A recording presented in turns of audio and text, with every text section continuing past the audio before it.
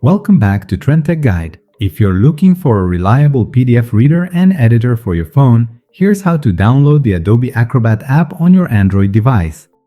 First, unlock your phone and open the Google Play Store.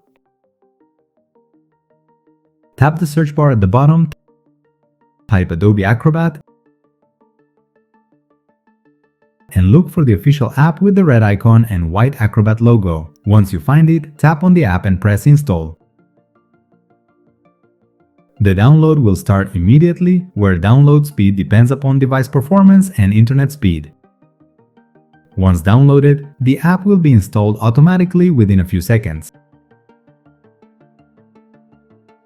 After installation is complete, tap Open, and you're ready to view, edit, and manage PDF files smoothly on your Android phone using Adobe Acrobat.